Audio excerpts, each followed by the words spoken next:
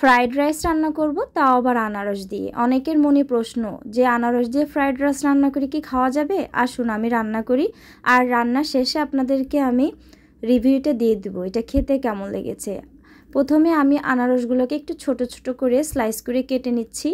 আর এই আনারসগুলো একটু ছোট ছোট করে কেটে নেবেন। তারপরে আমি প্যান বসিয়ে দিয়েছি চুলায়, আর বাটার দিয়ে নিয়েছি। বাটার না দিলে কিন্তু ফ্রাইড রাইসের স্বাদটা একদমই ফিরে পাবেন না। একদম ভিন্ন রকম একটা রান্না এই আনারস দিয়ে ফ্রাইড রাইস। কারণ হচ্ছে আমার বাসার বাচ্চারা একদমই ফল খেতে চায় না। আমি চিন্তা করলাম ওরা যেহেতু ফ্রাইড রাইস কি খিচুড়ি পছন্দ করে, তাই একটু ফল দিয়ে দিলে যদি এটা দিয়ে খাওয়া হয়ে যায় তাহলে ফলটাও খাওয়া হয়ে যাবে। পেঁয়াজগুলোকে একটু বড় সাইজ করে রেখেছি, 2-3টা কাঁচামরিচ দিয়ে তারপরে বাটার উপর ভেজে নিয়েছি। এখন চিকেনে আমি একটু সয়া সস দিয়েছি, একটু লবণ দিয়ে তারপরে চিকেনটাকে ভেজে নিয়েছি। আর এখন চিকেনটা যখন সফট হয়ে আসছে তখন আমি সবজি দিয়েছি। আপনারা অনেক প্রকারের সবজি দিতে পারবেন, তবে বাসায় আমার যে সবজি ছিল তা দিয়ে আমি আজকে রান্না করছি। 2টা ডিম দিয়ে দিয়েছি, বাটার দিয়ে ভালো করে ভেজে নিচ্ছি। এখন আমি এখানে একটু গোলমরিচের গুঁড়া আর লবণ দিয়ে আলতোভাবে নেড়ে চেড়ে নিচ্ছি। আর এভাবে নেড়ে নিতে হবে বারবার, কারণ সফট অবস্থায় এই ডিমগুলো উঠিয়ে নিতে হবে। ডিমগুলো একদম বেশি ভাজা ভাজা করে ফেললে ফ্রাইড রাইসের স্বাদটা থাকবে না তেমন, এই জন্য।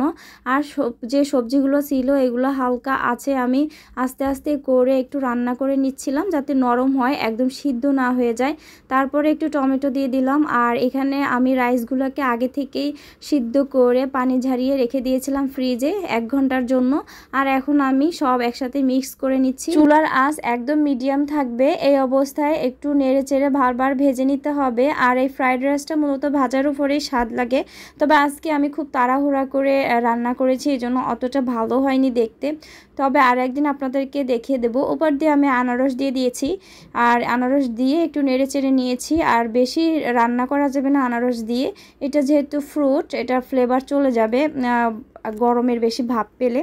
তো এই যে রান্না হয়ে গেছে, এখন পরিবেশন করব। আর আমি একদম গরম গরম উঠিয়ে নিচ্ছি, খেয়ে নেব। এখন আজকে সকালে কিন্তু ফ্রাইড রাইসই রান্না করছি, আর এইটাই আজকে বাচ্চারাও খাবে আর আমিও খেয়ে নিব। আজকে রুটি বানাইনি। তো এখন আরেকটু পরিবেশন করছি প্লেটের উপর। দেখুন কত সুন্দর লাগছে দেখতে। আর এই যে দেখুন আনারসটা দেখতে কত সুন্দর লাগছে ফ্রাইড রাইসের সাথে। আসলে যেসব বাচ্চারা একদমই খেতে চায় না ফল ফ্রুট, ওদেরকে এইভাবে আনকমনভাবে কিছু তৈরি করে দিল, ওরা কিন্তু খেয়ে নেবে। তো এই যে আজকে রান্নাবান্না প্রায় হয়ে গেছে। তো আপনাদের কাছে কেমন লাগছে এই ফ্রাইড রাইসটা আনারস দিয়ে অবশ্যই জানাবেন। আর বাসায় ট্রাই করে দেখবেন, একদমই খারাপ লাগেনি, খুব মজা লাগছে আমার কাছে। আমি তো এই ফ্রাইড রাইসটা প্রায় আনারসের জন্যই খেয়ে নিয়েছি, ভালোই লাগছে। তো এই আমার ভিডিও যদি আপনাদের ভালো লাগে, লাইক কমেন্ট শেয়ার, একটা সাবস্ক্রাইব আর ফলো দিয়ে পাশে থাকবেন। আল্লাহ হাফেজ।